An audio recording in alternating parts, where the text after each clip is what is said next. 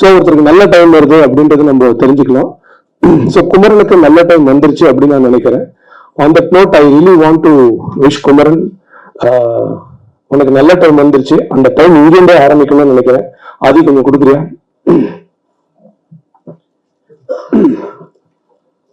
So with all love and affection, Kumaran.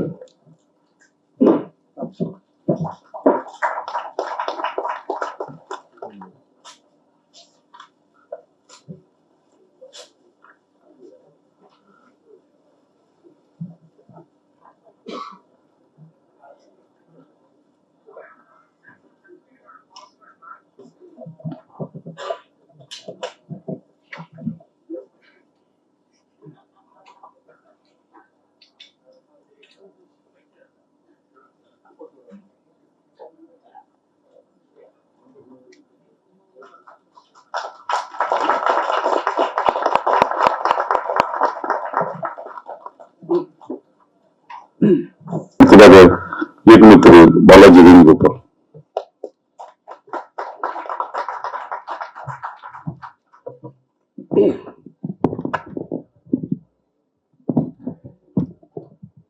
Mic எனக்கு புதுசு இல்லை, ஏன்னா நான் டெய்லி மைக்ல பேசுறேன். என்ன ஒரு தமிழ் திரைப்படத்துல ஒரு இயக்குனரா நீங்கெல்லாம் அங்கீகரிச்சு நேத்தியோட 2 வருஷம் ஆயிருக்கு. ஏன்னா லக்கி மேன் ரிலீஸ் ஆனது September 1st, 2023. ஸோ இன்னைக்கு திருப்பி 2 வருஷம் கழிச்சு குமார சம்பவம் அப்படின்ற இந்த படத்துக்காக நான் மறுபடியும் உங்க முன்னாடி பேசுறதுக்கு ரொம்ப சந்தோஷப்படுறேன். ஃபர்ஸ்ட் பானிபூரிக்கு நீங்க கொடுத்த ஆதரவு சின்ன ஒரு வெப் சீரிஸ் தான், அது ஷார்ட் பிளிக்ஸ்ல வந்துச்சு. பட் அது என்னமோ படம் மாதிரி எவ்வளவு பேர் ரிவ்யூஸ் எழுதுனீங்க.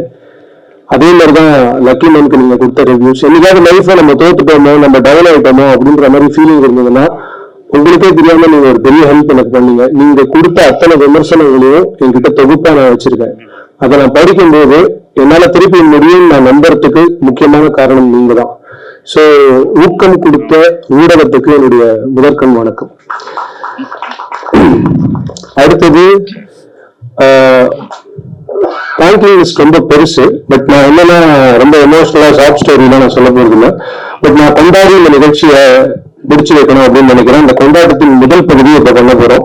அந்த கொண்டாட்டம் எனக்கான கொண்டாட்டம் இல்லை, கிட்டத்தட்ட நம்மளோடவே பல வருடங்களாக ஓடி ஆடி அட்டகாசம் பண்ணி எல்லா இடத்துலயும் எல்லாருக்குமே தன்னை பிடிக்கிற மாதிரி ஒரு மனுஷன் 30 வருஷம் வேலை பண்ணியிருக்காரு அப்படின்னா அவரை கொண்டாடாம யாரை கொண்டாடுறது?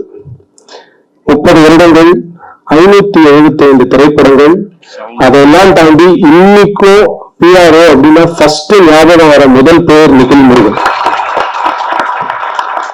சோ இந்த படத்துக்கு அவர் பிஆர்ஓவா இருக்கிறது நிஜமாவே எனக்கு ரொம்ப பெரிய சந்தோஷம். And we want to do some honours for him. அதனால கணேஷ் ப்ளீஸ்.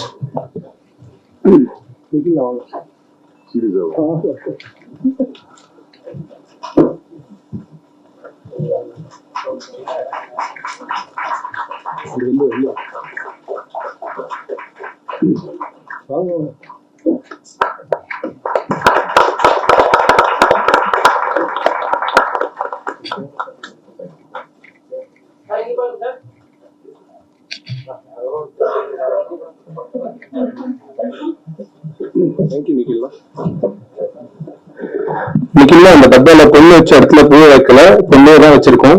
வீட்டுக்கு போய் பிரித்து பார்க்கவும். ஓகே. அண்ட் குமார சம்பவம். இந்த குமார சம்பவம்னா என்ன அப்படின்னு நிறைய கேள்விகள் இருக்கு. கேள்விகளுக்கான ஒரே விட என்னன்னா குமரனுடைய வாழ்க்கையில நடந்த சம்பவங்கள் தான் இந்த படம். சோ அப்படி நீங்க எடுத்துக்கலாம். படம் பார்க்கும்போது உங்களுக்கு இது புரியும். அண்ட் இந்த மேடையில் இருக்கிற எல்லார பத்தியும் நான் நிறைய பேசணும் அப்படின்னு ரொம்ப ஆசைப்படுறேன். ஸோ அதனால ரொம்ப டைம் எடுத்துக்க மாட்டேன். பட் ப்ராபப்ளி கொஞ்சம் டைம் எடுத்துக்கிறதுக்கான ஒரு ஸ்கோப் நான் எடுத்துக்கிறேன். ஃபர்ஸ்ட் நான் யார்கிட்ட ஆரம்பிக்கணும் அப்படின்னா, எல்லாரும் கடைசியா ப்ரொடியூசரை பத்தி பேசுவாங்க. நான் ஃபர்ஸ்ட் எடுத்த உடனே ப்ரொடியூசர் பத்தி பேசிடலாம் அப்படின்னு ஒரு ஐடியால இருக்கேன். ஏன்னா குமரன் மூலமா தான் எனக்கு கணேஷ் சார்லாம் அறிமுகம். ஒரு கதையை சொல்லும் போது ஒரு 2-3 பேர் சேர்ந்து கதை கேட்க, இது ஜென்ரலா நடக்கிற ப்ராசஸ் தான். அதெல்லாம் பண்ணி முடிச்சதுக்கு அப்புறம் நான் உடனே அந்த கதை டேக் ஆஃப் ஆகுது, உடனே ஓகே ஆகுது, கடகடகடன்னு ப்ராஜெக்ட் நடந்து போகுது. அண்ட் அடுத்தடுத்த கட்டங்களுக்கு இந்த ப்ராஜெக்ட் ரொம்ப வேகமா போகுது அப்படின்னும் போது கணேஷருடைய ஒரு முடிவோடைய ஒரு வலிமை என்ன அப்படின்றது எனக்கு ஃபர்ஸ்ட் அப்பதான் புரிஞ்சிச்சு. அப்ப என்னன்னா, இந்த ஒர்க் அவுட் பண்றவங்களுக்கு எல்லாம் அவங்க தெரியும் நினைக்கிறேன், இன்டர்வல் ட்ரைனிங் ஒன்று இருக்கும். அதாவது 10 நிமிஷம் ஓடுவாங்க, 3 நிமிஷம் நடப்பாங்க, 1 நிமிஷம் தவழுவாங்க, திருப்பி ஓடுவாங்க, அந்த மாதிரி.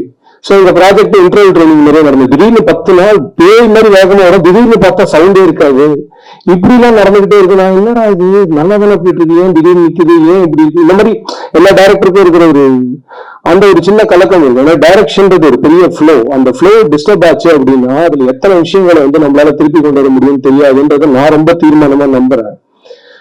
அப்புறம் பார்த்தா ரொம்ப தள்ளி போடுறாங்களே அப்படின்னு பார்த்து ரொம்ப நாள் பார்த்துக்கிட்டே இருக்கேன். ஒரு ஸ்டேஜ்ல எனக்கு எப்படி தோணுச்சுன்னா, தள்ளி போடலான்ற டெசிஷனே தள்ளி போடுறாங்களே, அந்த லெவலுக்கு இவங்க இருக்காங்க ஒரு டவுட் எனக்கு இருந்தது. அப்புறம் ஒரு விஷயம் என்னோட கிரிக்கெட் கோச் ரமேஷ் சார் ஒன்று சொல்லி கொடுத்தாரு. அது அவர் சொன்னது எனக்கு ஞாபகம் வந்து திடீர்னு ஒரு நாள் ஸ்ட்ரைக் ஆச்சு. என்னன்னா, கணேஷ் சார் இயல்பிலேயே இடது கை பழக்கம் இருக்கிற ஒரு மனிதர். ஸோ இந்த இடது கை பழக்கம் இருக்கிறவங்க என்னன்னா, அவங்களுடைய அப்ரோச் மெத்தாடிக்கலா இருக்கும், அது நமக்கு ஸ்லோவா தெரியும். ஆனா அவங்க ஒரு டெசிஷன் எடுத்தாங்கன்னா உலகமே எதிர்த்து நின்றாலும் அதை பேக் பண்ணுவாங்க, அதுல நிற்பாங்க உறுதியா அப்படின்னு. சோ கணேஷ் சார் உறுதியா நின்றதுனால மட்டும்தான் இந்த மேடையில நான் உறுதியா நின்று பேச முடியுது. ஸோ தேங்க்யூ கணேஷ் சார், நீங்க இல்லைன்னா this is not possible. And நான் ஒரு இந்த வானிலை பார்க்கும்போது நம்ம தமிழ்நாடு வெதர்மேன் சொல்லுவாரு, நுங்கம்பாக்கம்ல இவ்வளவு மழை, நீலம்பாக்கம்ல இவ்வளவு. எப்ப பார்த்து நுங்கம்பாக்கத்துல நிறைய மழை பெய்யுது நான் ஃபீல் பண்றேன்னா அதுக்கு ரொம்ப முக்கியமான காரணம் கணேஷ் சார் தான். அவ்வளவு நல்லவரை சத்தியமா சினிமால கூட காட்ட முடியாது. ஏன்னா இந்த ப்ராஜெக்ட் நடந்த டைம்ல இப்ப வரைக்கும் யாருக்கும் ஒரு பேமெண்ட் பெண்டிங் அப்படின்றது இல்லை. எல்லாருக்கும் நேரத்துக்கு அவங்களுக்கான சம்பளம், அவங்களுடைய திறமைக்கும் தகுதிக்கும் வாய்ந்த சம்பளம், யார்கிட்டையும் பார்கெயின் கூட பண்ணாம அவங்க கேட்கிற சம்பளத்தை கொடுக்கிற ஒரு எக்ஸ்ட்ராடனரியான முதலாளி. நான் உண்மையிலே சொல்றேன், ஒரு டைரக்டரா நான் இந்த படத்துல ஜெயிச்சேன்னா எனக்கு இன்னொரு படம் கிடைக்கலாம், இன்னும் 2 படம் கிடைக்கலாம். ஆனா ஒரு ப்ரொடியூசரா என் ப்ரொடியூசர் ஜெயிக்கணும்னு நான் ஏன் ஆசைப்படுறேன்னா, அவர் ஜெயிச்சா இந்த மாதிரி ஒரு 3-4 டைரக்டருக்கு லைஃப் கிடைக்கும். I am very sure. அந்த அளவுக்கு ஹீஸ் அவ்வளவு பேஷன் இருக்கு அவருக்கு ஒரு விஷயத்த பண்றதுல. எனக்கு அதுதான் ரொம்ப பிடிச்சது அவர்கிட்ட. அண்ட் இன்னைக்கு குமரன் எனக்கு ஒரு அண்ணன் மாதிரி அப்படின்னு பேசினார். நிஜமாவே அண்ணன் மாதிரிலாம் சொல்ல வேணா, அண்ணனே சொல்லியிருக்கலாம் குமரன் என்னை பொறுத்த வரைக்கும். அந்த மாதிரிதான் அவர் குமரனை பாக்குறாருன்னு நான் நினைக்கிறேன். அடுத்தது யாருன்னா, இந்த ப்ராஜெக்ட்ல முதல் முயற்சியா எதுல பாட்டுல இருந்து ஆரம்பிச்சோம். ஸோ அச்சு தான் ஆரம்பிச்சோம். அச்சு கூட ஒர்க் பண்றது ரொம்ப அலாதியான அனுபவம். பேசிக்கா அச்சு மாதிரி ஒரு கம்போசர் ரொம்ப ரொம்ப ரேர். அது எத்தனை பேருக்கு தெரியும் தெரியல. ஏன்னா இன்னைக்கு தமிழ் சினிமா எந்த கட்டத்துக்கு போயிருக்குன்னா, ஒரு படம் கூட வராத ஒரு மியூசிக் டைரக்டருக்கு 10 படம் கொடுக்கறதுக்கு எல்லாம் ரெடியா இருக்காங்க. ஆனா பின்னோக்கி போய் பார்த்து நல்ல மியூசிக் டைரக்டர்ஸ் நிறைய பேர் இருக்காங்க. அவங்கள ஒரு கம்போசரை மேல கொண்டு வருவோம்னு சொல்லிட்டு ஏதாவது ஒரு டைரக்டர், ஏதாவது ஒரு ப்ரொடியூசர் யோசிச்சாங்கன்னா அச்சு மாதிரி நிறைய பேரை நம்ம திருப்பி மீட்டு கொண்டு வர முடியும் அப்படின்னு நான் நினைக்கிறேன். விடியாத ஒரு பாட்டு எதுக்காக பண்ணுன்றதை நான் இப்ப சொல்றேன். உண்மையிலேயே என் தாத்தா பாட்டி காலத்துல மயக்கமா கலக்கமா இருந்தது. என்னுடைய அப்பா அம்மா ப்ராபப்ளி இன்னும் கொஞ்சம் தள்ளி வந்த காலத்துல யாராவது டவுனா இருந்தா ஒவ்வொரு பூக்களுமே ஒரு பாட்டு இருந்தது. இப்ப இருக்கக்கூடிய 2K கிட்ஸுக்கு என்னைக்காவது அவன் டவுன் ஆவான்ல, அப்போ அவன் லைஃப்ல திருப்பி அவன் மேல வரணும்னா நம்ம ஒரு பாட்டு பண்ணணும் அப்படின்னு எங்களுக்கு தோணுச்சு. அதுதான் விடியாத ஒரு பாட்டுல we tried. அது என்னுடைய ஞான குரு ஞான தகப்பன் கண்ணதாசனுக்காக இந்த பாட்டை ஒருவேளை அவர் எப்படி எழுதுவாரு அப்படின்னு நினைச்சு நான் எழுதின பாட்டு. அது இந்த படத்துல 6 பாட்டு பண்ணேன். இந்த 6 பாட்டுமே ஒரு பாட்டை பாரதியாருக்கு டெடிகேட் பண்ணோம், ஒரு பாட்டு நாமுத்துக்குமாருக்கு டெடிகேட் பண்ணோம், ஒரு பாட்டு வைரமுத்து சாருக்கு பண்ணோம், ஒரு பாட்டு வாலி சாருக்கு பண்ணோம், ஒரு பாட்டு கண்ணதாசன் சாருக்கு பண்ணோம், ஒரு பாட்டு இப்ப இருக்கிற அசல் கோளாறு பால் டப்பா மாதிரி நம்மளாலையும் எழுத முடியாதுன்னு சும்மா ட்ரை பண்ணி பார்த்தோம். அதுவும் எனக்கு தெரிஞ்சு நல்லா தான் வந்திருக்குன்னு நினைக்கிறேன். ஸோ யாருக்கும் வாய்ப்பு கொடுக்க கூடாது அப்படின்ற எண்ணம்லாம் எனக்கு கிடையாது மிஸ்டர் ஆனந்த். நீங்க சொன்னீங்க. எனக்கு என்னன்னா, இந்த படத்துல நான் வாய்ப்பு கொடுத்துக்கிட்டேன் அப்படின்னு நான் நினைக்கிறேன். ஏன்னா எனக்கு ஒரு வாய்ப்பு ஒரு அருமை தெரியும். எனக்கு கொடுத்த வாய்ப்புகள், நிராகரிக்கப்பட்ட வாய்ப்புகள்லாம் எவ்வளவு இருந்ததுன்னு தெரியும். நான் ஒருவேளை தப்பா எழுதணும்னா வேற யாராவது யோசிக்கலாம் அப்படின்றது தான் என்னோட ஐடியா. ஆனா எனக்கு தெரிஞ்ச வரைக்கும் என்னோட கதைக்கான பாடல்களை என்னால எழுத முடியும் அப்படின்னு நான் நம்பினா நான் எழுதினேன். பட் எல்லா படத்துலையும் அதை பண்ணணும்னு கிடையாது, கண்டிப்பா கிடையாது. Because I want to collaborate with lot of talents. Kumara Sambavam has to be special for me. இந்த படத்துடைய அத்தனை literature, anything that you see, ரைட்டிங்ல இருந்து ஆரம்பிச்சு பாட்டுல இருந்து ஆரம்பிச்சு எவ்ரி திங், எழுத்துல நீங்க எதை கேட்டாலோ பார்த்தாலோ இது அத்தனையும் நான் ஓன் பண்ணணும்னு நினைச்சேன். இது ஒரு பேராசைன்னு கூட சொல்லலாம். பட் அந்த பேராசைக்கு பின்னாடி ஒரு மிகப்பெரிய அடுத்த பேராசை இருக்கு. என்னன்னா, ஆடியன்ஸ் டிசர்வ் ஃபென்டாஸ்டிக் என்டர்டெயின்மெண்ட். அந்த ஆடியன்ஸ்க்கு இந்த மாதிரி ஒரு என்டர்டெயின்மெண்ட் இது வரைக்கும் யாரும் கொடுக்கல அப்படின்னு சொல்றதுக்காக உயிரை கொடுத்து அவ்வளவு வேலை நான் பண்ணேன் அப்படின்னு நான் சொல்லிப்பேன். இதை நான் சொல்லும் போது with a lot of humbleness சொல்லி டெல்லிங். ஏன்னா இன்னைக்கு ஆடியன்ஸ்க்கு வந்து ஒரு தியேட்டருக்கு வரும்போது, எங்கேயாவது ஒரு மாலுக்கு வந்து பார்க்கும்போது, குழந்தைங்களோட வர நிறைய பேரண்ட்ஸ்க்கு வந்து எந்த படத்துக்கு போறதுன்னே தெரியல. இருக்கு, போலாமா வேணாமா, ஐயோ இது ஏவா இருக்கு, நீங்க போவே வேணாம், இது பயங்கர ஆக்ஷன் படமா இருக்கு, குழந்தைங்களை கூட்டு போனோம். இந்த மாதிரி ஒரு அப்பா அம்மா எப்பயுமே குழப்பத்துல இருக்காங்க. அந்த அப்பா அம்மாக்கள்லாம் கவலையப்படாம உங்க வீட்டுல இருக்கிற நண்பி எல்லாத்தையும் கூட்டிட்டு கண்டிப்பா செப்டம்பர் 12 நீங்க தியேட்டருக்கு வரலாம். உங்க வீட்டுல இருக்கிற பெரியவங்களையும் கூட்டிட்டு வாங்க. குடும்பமா இந்த மாதிரி ஒரு படத்தை நீங்க என்ஜாய் பண்றதுக்கு யூ டன் சம்திங். ஸோ அச்சுக்கு அப்புறம் அடுத்தது என்னுடைய டிஓபி ஜெகதீஷ் அண்ட் வாசு. இவங்க ரெண்டு பேரும் வந்து எப்படின்னா, எங்க ப்ராஜெக்ட் ஒரு ஸ்பிரிச்சுவலி எம்பவர்ட் ப்ராஜெக்ட் அப்படின்னு சொல்லுவேன். ஏன்னா நான் ஜெகதீஷை ஜக்கின்னு கூப்பிடுவேன், வாசுதேவ். யோசிச்சு பாத்தீங்கன்னா ஜக்கி வாசுதேவ் அப்படின்னு ஒரு பேர் வரும். அவரு ஒரு பெரிய சத்குரு. ஸோ அவரோட பிளெஸிங் எப்படியோ கூடவே சுத்திட்டு இருக்கு அப்படின்ற மாதிரி ஒரு ஃபீலிங் இருக்கும். ஆனா இவங்க ரெண்டு பேரும் ரொம்ப அநியாயத்துக்கு நல்லவங்க. சத்தியமா சொல்றேன், அவங்க ஒய்ஃப் கிட்ட நான் போன் பண்ணி கேட்டா அவங்க என்ன திட்டினாங்கன்றது எனக்கு தெரியும். எதற்கு எதுவுமே காட்ட மாட்டாங்க. ஆனா நான் சொன்ன எல்லாத்தையும் பண்ணாங்க, சொன்னதுக்கு மேலேயும் பண்ணாங்க. ஸோ அவங்களுக்கு நான் எந்த விதத்திலையும் நன்றி கைமாறலாம் நான் எதுவுமே சம்பளம் கொடுத்தோம், அது எல்லாருமே கொடுக்கறதான். பட் அதுக்கு மீறி நான் என்ன கொடுக்க முடியும்னு தெரியல. But I think I given them some showreel. So இந்த மாதிரி ரெண்டு திறமையாளர்கள் எல்லாம் யூஸ் பண்ணணும் இண்டஸ்ட்ரி அப்படின்னு தான் நான் நினைக்கிறேன். அண்ட் ஜெகதீஷ் எனக்கு ஒரு பெரிய இன்ஸ்பிரேஷன். உடனே தன்னை பெரிய ஆளுன்னு நினைச்சுப்பான். அதெல்லாம் வந்து லாங் ஹேர் வளர்க்கறது எனக்கு ஒரு இன்ஸ்பிரேஷன். அவ்வளவுதான். அவனை பார்த்தா நான் வளர்க்க ஆரம்பிச்சேன். இது ரொம்ப பெருசா ஆடாது. ஓகே. அதுக்கப்புறம் என்னன்னா, அடுத்தது வந்து வாசு ஒரு வித்தியாசமான கேரக்டர். படம் முடிஞ்சு ரொம்ப நாள் எப்படி போயிட்டு இருக்கு, போஸ்ட் ப்ரொடக்ஷன் முடிஞ்சதுக்கு அப்புறம் நானே வாசுக்கு போன் பண்ணிட்டு என்ன நடக்குதுன்னு கேட்டியாடா. இல்ல சார், நீங்களே சங்கடமா இருப்பீங்க, நான் எதுக்கு சார் பேசி உங்களை இன்னும் சங்கடப்படுத்தணும். அதான் அவனே முடிவு பண்ணிடுவான். நான் சங்கடமா இருப்பேன், நான் டிப்ரெஷன்ல இருப்பேன், நான் ஏதாவது சைக்கியாட்ரிஸ்ட் கிட்ட போயிட்டு எல்லாம் அவரே முடிவு பண்றாரு. அப்புறம் நான் எதுக்கு முடிவு பண்ணுன்ற மாதிரி இருக்கும். அப்புறம் வந்து ரொம்ப பாசக்கார ஒரு கேரக்டர் வாசு. எனக்கு ரொம்ப பிடிக்கும் வாசு. அப்ப அந்த ஒரு விஷயம், அந்த ஊர் பாசம் அதுதான் வாசு. அடுத்தது மதன் லக்கிமேன் என் கூட ஒர்க் பண்றான். ஸோ லக்கிமேன் வந்து டெக்னிக்கலி அவன் சொன்னதை வச்சு பார்க்கும்போது என்கிட்ட திட்டம் வாங்கிட்டு இருக்கான். ஆனா நான் என்ன சொல்றேன் அப்படின்னா, எனக்கு யாரு நல்லா வேலை செய்யாதவங்க வேலை செய்யல அப்படின்னா நான் என்னைக்குமே எனக்கு கோவமே வராது. ஏன்னா அவங்களால அவ்வளவுதான் பண்ண முடியும் அப்படின்னு. ஆனா நல்லா வேலை செய்யறவங்க தப்பு பண்ணாதான் நம்ம எல்லாருக்குமே கோவம் வரும். மதனோட டீமும் எக்ஸ்ட்ராடனரியா வேலை செய்யறவங்க. அவங்க ஏதாவது ஒரு சின்ன தப்பு பண்ணா கூட எனக்கு கோவம் வரும். அந்த குவாலிட்டியை அவங்க மெயின்டைன் பண்ணலன்னா தான் எனக்கு கோவம் வரும் அப்படின்றத நான் சொல்லிக்கிறேன். உடனே பிரஸ் மீடியா இருக்கு அந்த கோவக்காரன் அப்படின்னு சொல்லி மதன் கேரக்டர் அசாசினேட் பண்ணிட்டான் அப்படின்னு தயவு செஞ்சு தமிழ் எல்லாம் போட்டுறாதீங்க. நான் மதனை பத்தி உங்களுக்கு ஒரு விஷயம் சொல்லணும்னு நினைக்கிறேன். என் வாழ்க்கையில மதன் ரொம்ப முக்கியமான மனிதன். லக்கிமேன் ரிலீஸ் ஆகி ஒரு 10 படம் ரிலீஸ் ஆன நாள்ல தான் லக்கிமேன் ரிலீஸ் ஆச்சு. அப்ப தியேட்டர்கள் கிடைக்கல. There are so many issues that happen. அதுக்கப்புறம் ஓடிடில வந்து மிகப்பெரிய லெவல்ல அந்த படம் பேசப்பட்டது. இது எல்லாமே நடக்கும்போது அந்த படத்துல ஒர்க் பண்ண நிறைய பேர் கூட அதுக்கப்புறம் தொடர்பு யாருமே பேசல. ஒரு படம் ரிலீஸ் ஆயிடுச்சுன்னா நிறைய பேர் காணாம போயிடுவாங்க. ஆனா நான் உடஞ்சிடக்கூடாதுன்னு டெய்லி எனக்கு போன் பண்ணி, சார் பாருங்க சார், இது சூப்பரா வந்திருக்கு பாருங்க சார், என்ன ரிவ்யூ போட்டிருக்காங்க பாருங்க சார். டெய்லி இருக்கிறது எதுக்கு ஒரு editor of a film should do this அப்படின்னு ஒண்ணு இருக்கு. அது எனக்கு.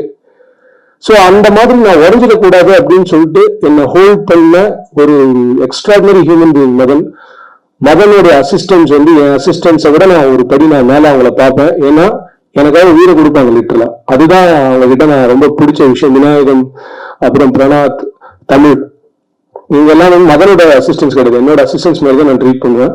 அதனால கொஞ்சம் எக்ஸ்ட்ராவா திட்டுவேன். அதனால அவங்களும் கவலைப்பட மாட்டாங்க. பட் நான் ஒரு விஷயம் மட்டும் சொல்லுவேன், யார் என்னை விட்டு போனாலும் என்ன பண்ணாலும் நான் I can guarantee that Madhan டெஃபினட்டா என் கூட இருப்பான்.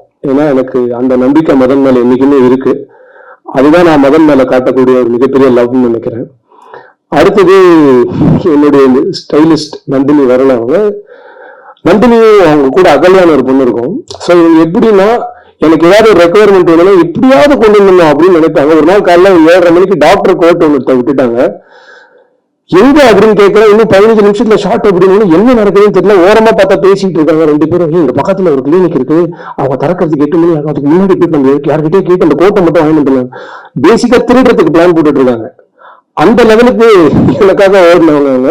இந்த படத்துல இவ்வளவு அழகா குமரனையும் பாயலையும் ப்ரெசென்ட் பண்ணாங்கன்னா அதுக்கு காரணம் அவங்க 2 பேர் தான். ஸோ அவங்களுக்கு என்னுடைய தேங்க்ஸ். அண்ட் இந்த படத்துடைய காஸ்டிங் மிகப்பெரிய அளவில் அமைஞ்சிச்சுக்கு என்னுடைய costing director Varsha was a blessing in disguise. இந்த படத்தில் நான் எதிரே பார்க்காத நிறைய பேரை காஸ்ட் பண்ணது வர்ஷா தான். So thank you Varsha, you are so fantastic for me and for this film also. Thank you. வருஷம் முடிச்சு இதுக்கப்புறம் நான் யாரையாவது விட்டுட்டேன். அதுக்கப்புறம் போஸ்ட் ப்ரொடக்ஷன்ல ரொம்ப முக்கியமான ஏரியா சவுண்டு. ஒரே சார் டீம் வந்து எனக்கு எப்படின்னா என்னோட வீடு மாதிரி ஆயிடுச்சு. எத்தனை தடவை நாங்க வந்து இந்த படத்தை எவ்வளவு வெர்ஷன்ஸ் நாங்க வந்து எடிட் பண்ணி என்னென்னலாம் பண்ணாலும் இந்த படத்துடைய சவுண்டுக்காக ஒரு வேலை நடக்கணும். அந்த சவுண்ட் வேலையை ரொம்ப அதாவது ஒரு சுணக்கம் இல்லாம பண்ணணும் அப்படின்னுவாங்களா, அது வந்து Uday sir team, especially Saravanan, Ranjith, எஃப்எக்ஸ்ல இவங்க எல்லாருமே எனக்காக என்னமோ தெரியல, என்ன ஒரு அவங்க ஃபேமிலி மாதிரியே என்ன ட்ரீட் பண்ணுவோம். அது என்னால புரிஞ்சுக்க முடியும். உரிமையா பேசுவாங்க, சண்டை போடுவாங்க, என் கூட சாப்பிடுவாங்க, வாங்க எல்லாரும் சேர்ந்து டீ குடிக்க போலாம். இந்த மாதிரி தான் எங்களுக்குள்ள ஒரு ரிலேஷன்ஷிப் இருக்கு. And thank you Uday sir, Saravanan and Ranjith. இதை தவிர என்னுடைய அசிஸ்டன்ட் டைரக்டர்ஸ் இருக்காங்க. இந்த அசிஸ்டன்ட் டைரக்டர்ஸ் வந்து தீபக், என் கூட லக்கி மேன்ல ஒர்க் பண்ணாங்க, கோ டைரக்டர், இந்த படத்துலையும் கோ டைரக்டர் வேலு சார். அதுக்கப்புறம் கோகுல், விவேக், சந்தோஷ். அதுக்கப்புறம் என்னுடைய போஸ்ட் ப்ரொடக்ஷன் ஃபுல்லா பார்த்துக்கிட்ட ஆதித்யா. ஸோ இவங்க எல்லாருக்குமே என்னுடைய தேங்க்ஸ். அண்ட் கடைசியா வந்தார் விநாயக் மகாதேவ் மாதிரி கண்ணன் ஒருத்தர் இருக்கான். கண்ணன் பேர் சொன்னாலே என் டீம் குதூகலம் ஆயிடுவாங்க. ஏன்னா கண்ணன் அந்த மாதிரி தான். ஒரு டைரக்டரை ஒரு அசிஸ்டன்ட் டைரக்டர்ஸ் குருவா பார்ப்பான், இல்ல வந்து கடுப்பா கூட பார்ப்பான், எதை வேணா வச்சுக்கலாம். ஆனா கண்ணன் எப்படி பார்ப்பான் அப்படின்னா என்ன புக் மை ஷோவா பார்ப்பான். ஏதாவது ஒரு பெரிய படம் ரிலீஸ் ஆனா முன்னாடி நாள் கண்ணன் சார் எனக்கு டிக்கெட் போட்டு அமைச்சிருங்க சார், வேற எதுவுமே கேட்க மாட்டேடா. ஆனா கண்ணன் ஒரு பியூட்டிஃபுல் ஹியூமன் பீயிங். இருக்கிறதுலே மோஸ்ட் இன்ஃபுளுன்ஷியல் இந்த ரூம்ல யாருன்னு கேட்டா கண்ணன் மட்டும் தான். நீங்க எந்த ஏரியாவுக்கு கண்ணனை கூட்டு போனாலும் அந்த ஏரியாவில் யாராவது ஒருத்தர் கண்ணா எப்படி இருக்கு அப்படின்னு கேட்பாங்க. எந்த லொகேஷன் பார்க்க போனாலும் கண்ணனுக்கு தெரிஞ்சவங்க யாராவது ஒருத்தர் இருக்கு. எப்படின்னே தெரியல, எனக்கு தெரிஞ்சு கலியுக கண்ணனாவே அவன் இருக்கான். எங்க போனாலும் எல்லாருக்கும் அவனுக்கு தெரியுது. ஸோ ஆக்சுவலா மறைக்கிற உருவம் கிடையாது. இருந்தாலும் கண்ணன் ரொம்ப இன்ட்ரெஸ்டிங்கான ஒரு ஹியூமன் பீயிங். தேங்க்ஸ் கண்ணா. ஸோ நீங்க அசிஸ்டன்ட் டைரக்டர்ஸ் முடிச்சாச்சு. இந்த ப்ராஜெக்டுக்கு 2 ஏஞ்சல்ஸ் நான் சொல்லுவேன், கார்டியன் ஏஞ்சல்ஸ் அப்படின்னு. ஒன்னு Ravi sir, is my man Friday. நான் from my heart I am telling you, நான் ஒரு டிபிக்கல் ஃபயர் அண்ட் ஐஸ் தான். எனக்கு கோவம் வரும், உடனே போயிடும். ஆனா நான் கோவப்பட்டா சாரி கேட்டுடுவேன். நான் இந்த மாதிரி தான். ஏன்னா நான் ஒரு கிரியேஷன்ல இருக்கும்போது நான் அப்படிதான் இருக்கேன். சாதாரண டைம்ல நான் அப்படி இருக்க மாட்டேன். பட் எத்தனையோ விஷயங்கள் வந்து ரவி சார் எனக்காக ஹேண்டில் பண்ணது வந்து எக்ஸ்ட்ராடினரி. அந்த மாதிரி எனக்கு ரவி சார் அளவுக்கு ஒரு விஷயத்துல ஒரு தொலைநோக்கு இருந்ததுன்னா நான் ரொம்ப பெட்டரா இருந்திருப்பேன்னு நிறைய தடவை தோணும். அவர் எல்லாத்தையுமே ரொம்ப சாதாரணமா சொல்லுவார். இந்தியாவுக்கும் பாகிஸ்தானுக்கும் போர் அப்படி 1000 ரூபாய் போடும், அவன் 10 ரூபாய் முடிஞ்சிருச்சுங்க, 3 நாள்ல முடிஞ்சிருங்க, நாங்க வேலையை பார்ப்போம். நேஷனல் லெவல்ல ஒரு த்ரெட் இருந்தா கூட தலைவர் கவலையே பெற மாட்டாரு. எல்லாத்தையும் சாதாரணமா ஹேண்டில் பண்ணுவாரு. அந்த ஒரு விஷயம் வந்து இந்த மாதிரி ஒரு ப்ராஜெக்டுக்கு ரொம்ப தேவை. So thanks Ravi sir, I really love you. And அடுத்தது ரவி சார் கிட்ட வந்து என்ன பெரிய விஷயம், எந்த பிரச்சனையை கொண்டு போனாலும் ஒரு சொல்யூஷன் கொடுப்பாரு. நான் இப்ப அடுத்து சொல்ல போறேன், நீங்க எந்த சொல்யூஷன் கொண்டு போனாலும் ஒரு பிரச்சனையை கொடுப்பாரு. அதுதான் என் தலைவர் ஸ்ரீனி. சோ நாங்க 2 பேர் மதம் சொன்ன மாதிரி டிபிக்கல் டாம் அண்ட் ஜெர்ரி. ஆனா நான் சொல்றேன், ஸ்ரீனி சார் வந்து இல்லைன்னா உண்மையிலேயே இந்த ப்ராஜெக்டுடைய முன்னெடுப்பு வந்து இன்னும் கொஞ்சம் ஸ்லோவா இருக்கும் அப்படின்னு நான் சொல்லுவேன். ஏன்னா எத்தனையோ இடங்கள்ல ஸ்ரீனி சார் இந்த ப்ராஜெக்டுக்காக அவ்வளவு வேலை பண்ணியிருக்காரு. அவரு வந்து டெய்லி அவர் கூட காலையில பேசல அப்படின்னா எனக்கு வந்து பொழுதே போகாது. ஏதாவது ஒரு விஷயம் நாங்க பேசுவோம், அவர் ஏதாவது ஒண்ணு சொல்லுவாரு, நான் ஏதாவது ஒண்ணு சொல்லுவேன். அவர் கூட சண்டை போடலன்னா அந்த மீட்டிங் முடிஞ்ச மாதிரி இருக்காது. ஒரு நல்ல விருந்தோட எண்டில பீடா போடுற மாதிரி நானும் ஸ்ரீனி சார் சண்டை போட்டேன்னா அந்த டீம் மீட்டிங் நல்லா இருக்கு அப்படின்னு அர்த்தம், எங்க டீமை பொறுத்த வரைக்கும். பட் அவர் சண்டை போடுறது எல்லாமே இந்த ப்ராஜெக்ட் நல்லா வரணும்னா இன்னைக்கு இந்த இடத்துல நம்ம பேசணும் அப்படின்றதுதான் ரொம்ப முக்கியம். ரொம்ப அன்கண்டிஷனல் லவ், அன்கண்டிஷனல் சப்போர்ட் தெரியுமா, அதுதான் ஸ்ரீனி சார். அதாவது குமரனுக்கு லைஃப்ல கடவுளா பார்த்து அமிச்ச பீப்புள்ல ஸ்ரீனி சார் ரொம்ப முக்கியமானவர் அப்படின்னு நான் நினைப்பேன். அந்த அளவுக்கு Srini sir is a very very great human being. Thank you Srini sir, நீங்க இல்லைன்னா இது கிடையாது அப்படின்னு நான் நினைக்கிறேன். Then coming to my actors, first GM Kumar sir, தாத்தாலேருந்து ஆரம்பிப்போம். ஜிஎம் குமார் சார் வந்து லாஸ்ட் மினிட் இன்க்ளூஷன். நாங்கள் வேற ஒரு ஆர்டிஸ்ட் கேட்டோம், பட் அவர் கொஞ்சம் உடல்நிலை சரியில்லாதனால வரும்போது ஜிஎம் குமார் சார் இப்படின்றதுக்குள்ள வந்தாரு. ஃபர்ஸ்ட் ஒரு 2 நாள் ஷூட் பண்ணிட்டு அந்த கூப்பிட்டுட்டு யாரா நீ அப்படின்னு, அங்கேருந்து வான்ற இங்கேருந்து நின்றுன்ற எடுக்கிற அவ்வளவுதான்ற போன்ற வான்ற என்ன நடக்குது எனக்கு புரியவே இல்லை அப்படின்னு. சார் நீங்க கதை அப்படின்னு கதையெல்லாம் நான் கேரக்டர் மட்டும் சொல்லணும். ஆனால் அவர் என் கூட ஒர்க் பண்றது ரொம்ப பிடிச்சிருந்தது. அண்ட் எனக்கு என்ன பெருமை அப்படின்னா, பாக்யராஜ் சாருடைய எத்தனையோ எக்ஸ்ட்ராடினரி படங்கள் வந்து ஜிஎம் குமார் சாரும் லிவிங்ஸ்டன் சாரும் சேர்ந்து அவர் கூட ரைட்டிங்ல ஒர்க் பண்ணிருக்காங்க. அவங்க 2 பேரும் சேர்ந்து நடிச்ச ஷாட் இது வரைக்கும் தமிழ் சினிமால கிடையாது. அப்பேற்பட்ட ஒரு நார்த்ல சலீம் ஜாவித் மாதிரி சொல்லக்கூடிய ரைட்டர்ஸ் வந்து லிவிங்ஸ்டன் சாரும் குமார் சாரும், இவங்க 2 பேரும் சேர்ந்து நடிச்ச ஒரே ஷாட் அப்படின்றது இதுக்கப்புறம் வேணா இருக்கலாம், முதல் ஷாட்டா நான் வச்சுக்கிறேன். அது வந்து குமார சம்பவத்துல தான் இருக்கு அப்படின்றது எனக்கு ஒரு மிகப்பெரிய பெருமை. அந்த பெருமை எனக்கு கொடுத்தாங்க 2 பேரும். லிவிங்ஸ்டன் சாருக்கு ரொம்ப நன்றி.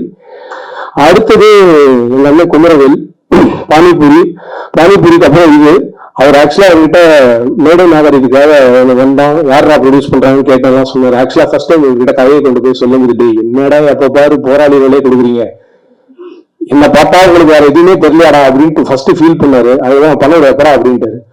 ஐயோ அண்ணனே முடியாதுன்னு அடுத்து நான் என்ன பண்றதுன்னு சொல்லிட்டு ப்ராஜெக்ட் அவுட் போல இருக்கு, அட்வான்ஸ் எல்லாம் வாங்கிட்டு போய் யாரை பிடிக்கிறது இந்த ரேஞ்சுக்கு போயிட்டு இருக்கு. அப்புறம் ஒரு 1 வாரம் கழிச்சு திடீர்னு கூப்பிட்டு சரி நானே பண்றவா அப்படின்னாரு. சரி பரவாயில்ல, அண்ணனுக்கு தம்பிக்கும் இருக்கிற விஷயம். நான் கூட சொன்னேன் எங்க அண்ணனுக்கு நான் தான் பண்ணுவேன் அப்படின்னு. ஸோ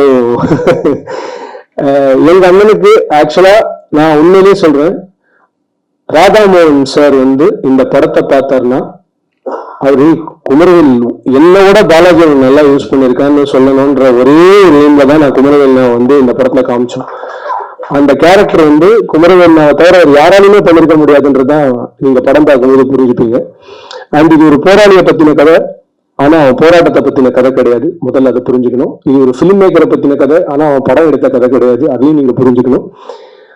அதுக்கப்புறம் என்னுடைய பெஸ்ட் சிவா அரவிந்த் யார் அப்படின்னா, அந்த 16 வயது வந்து எல்லாரும் இந்த சப்பானின்னு சொல்றாங்க மயிலு அப்படின்னு, சப்பானி இல்ல கோபாலகிருஷ்ணன் அப்படின்னா இல்லையா, அவர் பாவம் ஒரு படத்துல நடிச்சார். அந்த படம் வேற 100 கோடி கலெக்ட் பண்ணிடுச்சு. எங்க போனாலும் பாவம் அவரை கிளின்னு கூப்பிட்டு ஒரு தடவை எங்கேயும் ஒரு ஷூட்டிங்ல அவரை பார்க்கும்போது பார்த்தா நல்லா பல எம்ஜிஆர் மாதிரி தகன்னு நின்றாரு. யாரா வேணா நான் தாங்க கிளி அப்படின்னு, இவ்வளவு அழகா இருக்கு இருக்கே அந்த போய் எப்படி நடிச்சீங்க அப்படின்னு நான் சொன்னேன், நீங்க வாங்க நம்ம பண்ணலாம். எனக்கு இந்த தமிழ் சினிமால ரொம்ப கஷ்டமான விஷயம் என்னன்னா டைப் காஸ்டிங் பண்ணிக்கிட்டே இருப்பாங்க. ஒருத்தர் ஒரு கேரக்டர் ஹிட் ஆயிட்டாங்கன்னா அதே கேரக்டருக்கு திருப்பி கூப்பிட்டுட்டே இருப்பாங்க. அதை உடைக்கிறதுக்கு ஏதாவது ஒரு படம் நடக்கணும் அவங்களுக்கு. அந்த படமா சிவாக்கு இந்த படம் நடக்கும். ஏன்னா இப்ப எனக்கு நான் நடிக்கிறது நான் நிறுத்தினேன் அப்படின்னா, நான் நிறுத்தல. ஆக்சுவலா எப்ப பாரு நான் பார்த்தா கார்பரேட் வில்லன் அப்படின்றவாங்க. எனக்கு புரியல, கார்பரேட்ல எல்லாருமே வில்லன் கிடையாது. அவங்க என்ன பார்த்தா வில்லனாவே கூப்பிட்டு இருக்காங்க. எனக்கு தெரியல. நாயக ஜாக்கிரதைக்கு அப்புறம் எல்லாரும் என்ன வில்லனாவே கூப்பிட்டு எனக்கு அந்த மாதிரி படங்கள்ல என்ன பாக்குறதுக்கு பிடிக்கல. அதனாலதான் நான் நடிக்கிறது கொஞ்சம் ஸ்டாப் பண்ணேன். பட் அது ஏதோ பிளஸிங் டிஸ்கைஸ் நான் டைரக்ஷன் எல்லாம் பண்ணிட்டு இருக்கேன். எனக்கு இன்னும் நான் ஒரு ரோல் பண்றதோட அது சின்ன ரோலா இருந்தாலும் அந்த ரோல் இன்னொரு நடிக்க வைக்கிறது எனக்கு ரொம்ப பிடிச்சிருக்கு. அட்லீஸ்ட் அவங்களுடைய லைஃப்ல நம்மளால ஒரு சேஞ்சை கொண்டு வர முடியும்னா ஐ கேன் டூ இட். அதுக்காக அடுத்தது வினோத் முன்னா சார் கிட்ட இயல்பாகவே வந்து ஒரு சின்ன மந்தத்தன்மை இருக்கும் அவர் நடக்கும்போது எல்லாமே பண்ணும்போது. ஆனா அவர் பண்ண கேரக்டர் வந்து அதை ரொம்ப பர்ஃபெக்டா உள்வாங்கி பண்ணாரு. அண்ட் நான் ஜஸ்ட் ஸ்பாயிலர் மாதிரி எனக்கு கொடுக்குறேன். செகண்ட் ஹாஃப்ல அவர் ஒரு சீன் பண்ணிருக்காரு. அந்த சீன் நாங்க எத்தனை ஸ்கிரீனிங் ஃபோக்கஸ் குரூப் ஸ்கிரீனிங் போட்டாலும் அந்த சீன்ல மினிமம் 3-4 பேர் கண் கலங்கி நான் பார்த்திருக்கேன். ஒரே ஷாட்ல அந்த மனுஷன் நடிச்சாரு. அது கண்டிப்பா ஆடியன்ஸ் அத்தனை பேருக்கும் அது ரொம்ப பிடிக்கும் நான் நம்புறேன். அது all know that film. So அது அவர் லைஃபோட ஒரு பெஸ்ட் ஸ்டோரியில இருக்கணும்னு நான் ஆசைப்படுறேன். அதுக்கப்புறம் என்னுடைய நண்பன் வினோத் சாகர், அவன் இந்த படத்துல ரொம்ப முக்கியமான ஒரு குரூஷியல் ரோல் பண்ணிருக்கான். இன்னைக்கு விஜய் தேவரகொண்டா கூட நடிச்சிட்டு இருக்கான். அதனால அவங்களால வர முடியல. பட் இந்த படம் வினோதுக்கு ஒரு மிகப்பெரிய ஒரு மாற்றமாக அமையும் நான் நம்புறேன். அதே மாதிரி பாலசரவணன் வந்து வேற ஏதோ ஒரு படத்துல நடிச்சிட்டு இருக்காரு. பட் பாலசரவணனும் இந்த படத்துடைய ஒரு மிகப்பெரிய பில்லர். ஒரு படத்துல பாலா இருந்தா அந்த படத்துல பாலா ஏதாவது ஒரு பண்ணுவாரு அப்படின்னு ஆடியன்ஸ் யோசிக்கிற லெவலுக்கு பாலாக்கு இன்னைக்கு வந்து அந்த ஒரு பெரிய விஷயத்தை கிரியேட் பண்ணி வச்சிருக்காரு. ஸோ பாலா இந்த படத்துல அதை பண்ணியிருக்காரு. ரொம்ப சந்தோஷமா இருந்தது. பாலா டைரக்டர்ஸ் ஆக்டர் அண்ட் ரொம்ப it's a blessing to work with Bala kind of an artist. And இவங்க 2 பேரும் ப்ரமோஷனுக்கு வரல. ஸோ அதனால இவங்க மேல எனக்கு எந்தவித கோபமோ காழ்ப்புணர்ச்சியோ அதெல்லாம் கிடையாது. என்னோட 2, 3, 4, 5, 7th 8th ஃபிலிம்ல நான் அவங்களை யூஸ் பண்ணிப்பேன். ஸோ அவங்களால நடுவில் யூஸ் பண்ண வேண்டி இருந்ததுன்னா வேற வழி இல்லாம அவங்களை வச்சு முதல்ல ப்ரமோஷனை ஷூட் பண்ணிட்டு அப்புறம் படத்தை ஷூட் பண்ணிக்கலாம் அப்படின்ற முடிவில் இருக்கேன். இந்த வீடியோ அவங்க பார்ப்பாங்க. ஸோ அவங்களுக்கு இதை டைரக்டா நான் இதை சொல்லிக்கிறேன். But I love them both with conditions apply அப்படின்னு போட்டுக்கலாம். ஸோ அவங்க 2 பேரும் ரொம்ப இம்பார்ட்டன்ட். இதை தவிர கவிதா அண்ட் தாரிணி, இது 2 பேரை பத்தி நான் என்ன சொல்றதுன்னே தெரியல. ஏன்னா dedication to the core, unbelievable dedication. நான் சொன்ன டைமுக்கு வருது, பர்ஃபெக்டா அந்த சீன்ல நான் என்ன பண்றேன், எனக்கு டைலாக் இருக்கா இல்லையா, சும்மா இருக்க போறேனா இருக்க மாட்டேனா, நான் என்ன பண்றேன், இந்த யூனிவர்ஸ்ல நான் யார், இந்த கேள்வியில எதுவும் கிடையாது. அங்க வாங்க, இங்க பாருங்க, இது போகும், அது தேவையில்லை, இதுக்கு மேல பேசாதீங்கன்னா எந்த வித the surrendered themselves to the craft. அது அவங்க 2 பேரையும் இந்த படத்துல நான் அவங்க 2 பேரையுமே எனக்கு தெரிஞ்சு ரொம்ப பியூட்டிஃபுல்லா நாங்க அவங்களை காமிச்சிருக்கோம். என் படத்துல நான் எப்பவுமே ஃபாலோ பண்ற விஷயம், விமன் இந்த பிலிம் அப்ஜெக்டிஃபை பண்ணவே கூடாது என்னுடைய படங்கள்ன்றது நான் ரொம்ப தீர்மானமா எப்பவுமே ஒரு முடிவெடுப்பேன். ஸோ அந்த மாதிரியான ஒரு விஷயத்தை தான் இந்த படத்துல நாங்கள் பண்ணியிருக்கோம். And women in my film look very beautiful, dignified as women.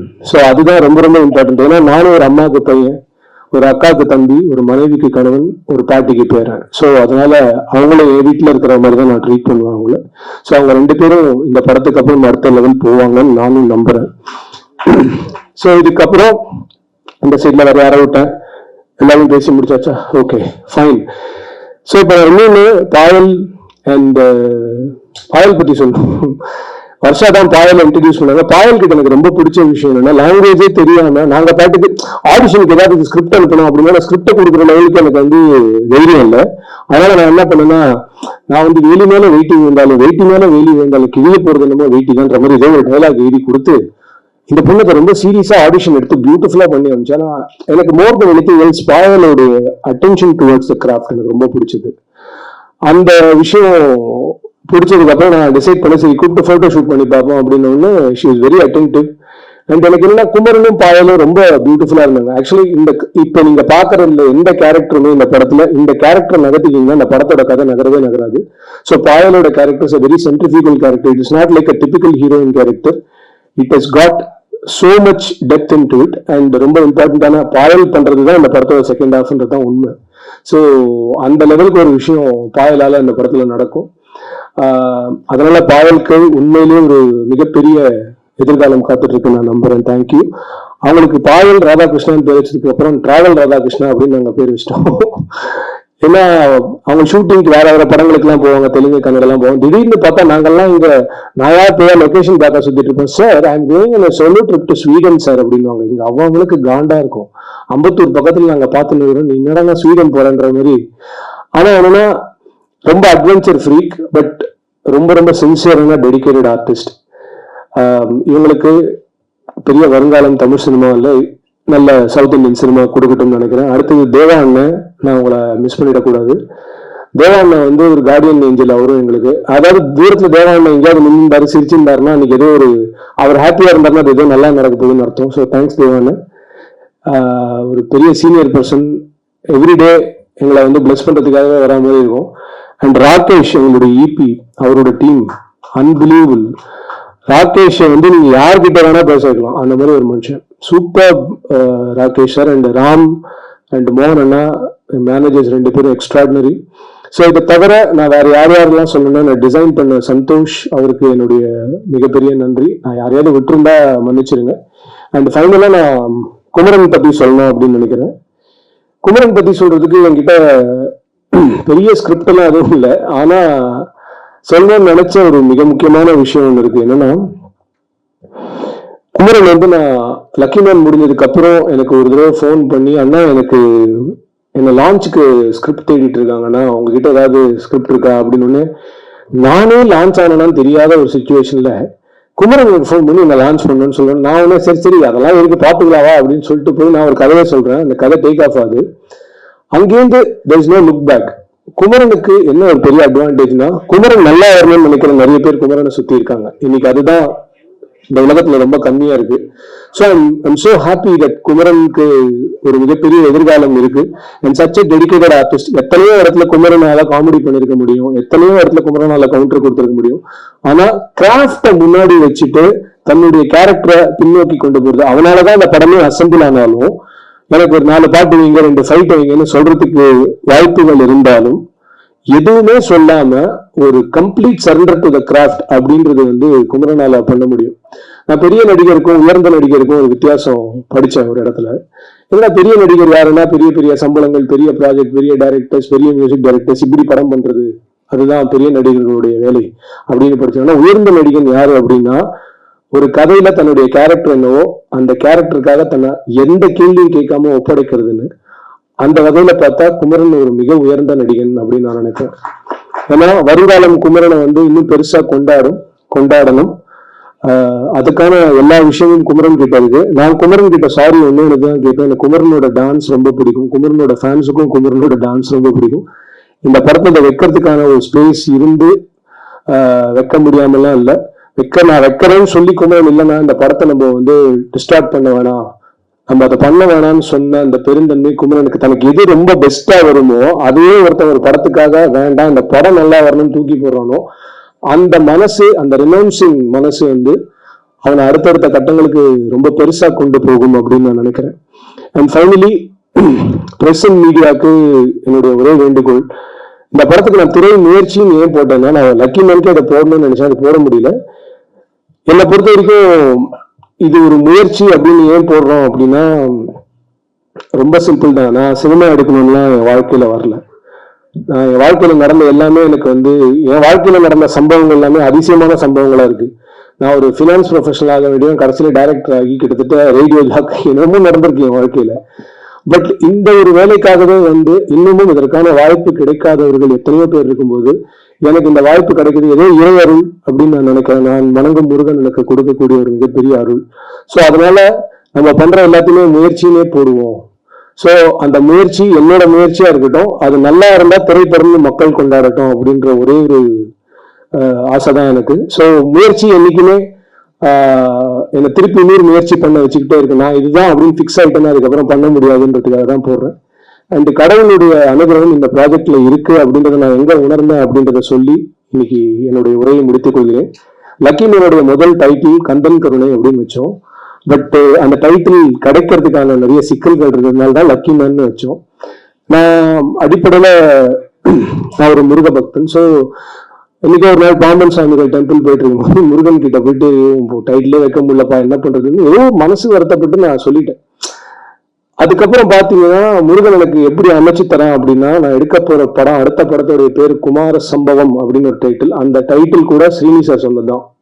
இந்த படத்துடைய ஃபைனல் அவுட்புட் நான் மட்டும் டிசைட் பண்ணல, கணேஷ் சார், ஸ்ரீனி சார், குமரன், அப்புறம் ரவி சார் எல்லாரும் சேர்ந்து டிசைட் பண்ணதுதான் எங்களுடைய ஃபைனல் அவுட்புட். ஏன் சொல்றேன் அப்படின்னா, நான் ஒரு டைரக்டர் ஒரு ப்ரொடக்ஷன் கம்பெனிக்கு ஒர்க் பண்றேன்ற ஒரு ஃபீலிங்கா அவங்க எனக்கு கொடுக்கல, நான் என்னோட ஃபேமிலிக்கு ஒர்க் பண்றேன்ற ஒரு ஃபீலிங்கா அவங்க எனக்கு கொடுத்தாங்க. எந்த டைரக்டரும் ஒரு ப்ரொடக்ஷன் கம்பெனி எனக்கு தெரிஞ்சு இப்ப இந்த மாதிரி பேச மாட்டாங்க. நான் சொல்றேன்னா என்னை எந்த அளவுக்கு அவங்க ட்ரீட் பண்ணிருக்காங்கன்றதை நீங்க புரிஞ்சுக்கலாம்.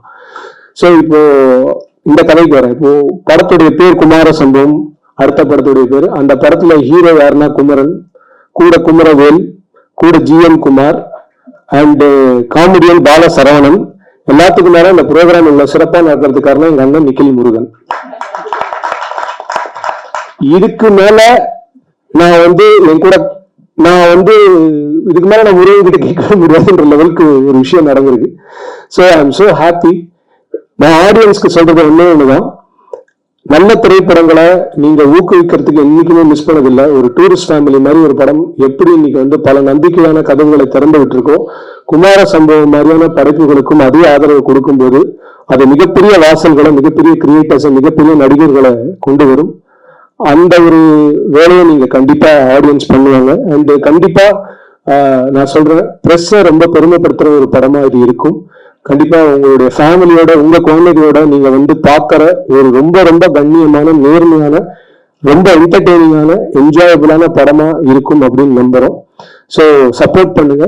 அண்ட் ஃபைனலா ஆடியன்ஸ்க்கு என்னோட ஒரே ரிக்வெஸ்ட் என்னன்னா, இந்த படம் பார்க்கறதுக்கு முன்னாடி நீங்க எந்த படம்லாம் பார்க்கணும் அப்படின்னு நான் சொல்லிடுறேன். லக்கி மேன் பார்த்துருங்க, யாத்திசை பார்த்துருங்க. ஏன்னா ஒரு நல்ல படம் கொடுத்த டைரக்டரும் நல்ல படம் கொடுத்த ப்ரொடியூசரும் சேர்ந்து இன்னொரு நல்ல படம் தான் கொடுப்பாங்கன்னு நீங்க நம்புறதுக்கு அது ஒண்ணுதான் ஒரே வழி. சரியா? வேற நாங்க எதுவும் சொல்றதுக்கு இல்லை. அண்ட் எண்டிங்கா ஒரு பியூட்டிஃபுல்லான ஒரு விஷயத்த பண்ணி முடிக்கணும் அப்படின்னு இருக்கும். அது என்ன அப்படின்னா, நான் முன்னுக்கு வரும்போது என்னை தட்டி கொடுக்கறதுக்கோ என்னை வந்து வழி நடத்துறதுக்கோ ரொம்ப பேர்லாம் இல்லை, கைப்பிடிச்சு தூக்கி விடுறதுக்கு. இன்னும் வரைக்கும் எனக்கு ரொம்ப சோல் ஸ்ட்ரென்த்தா இருக்கிறது என்னுடைய அருமை நண்பர் music director G V Prakash. So G V Prakash சொல்லி தான் இந்த படத்தில் சக்தி பாலாஜின்னு ஒரு சூப்பர்பான ஆக்டர் நாங்கள் இன்ட்ரடியூஸ் பண்ணோம். அவர் 2-3 படம் நடிச்சிருக்காரு.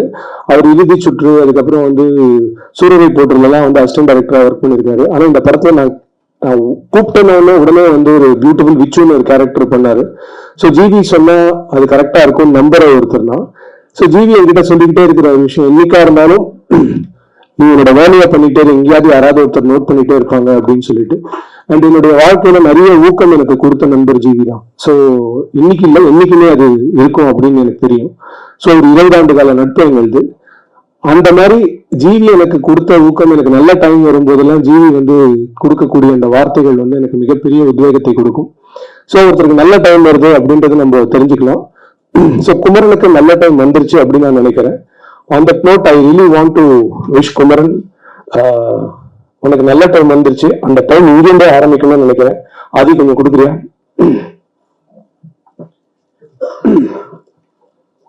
So with all love and affection Kumaran.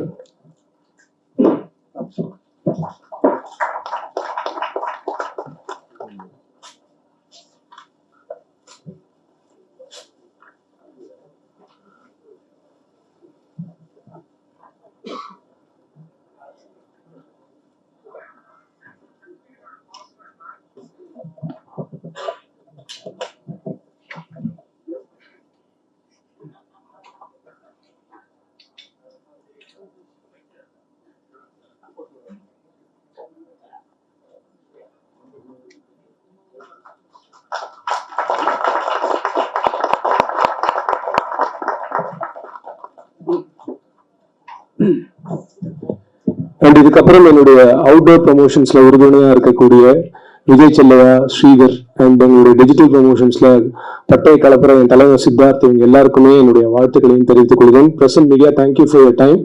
And கண்டிப்பா குமார சம்பவம் உங்க வாழ்க்கையில மறக்க முடியாத ஒரு படைப்பா கொடுக்கறதுக்கு நாங்க முயற்சி பண்ணியிருக்கோம். உங்க ஆதரவு கண்டிப்பா இருக்கும் நம்புறோம். Thank you so much for your time, and thank you so much for your love, and thank you for what ever you are going to give to us. Thank you. ஒரே ஒரு நிமிஷம் உட்காருங்க. Producer promotion. நன்றி பாலாஜி, நீங்கள் ஆர்ஜே என்பதில் கமர்ஷியல் கேப் இல்லாமல் பேசியதற்கு நன்றி.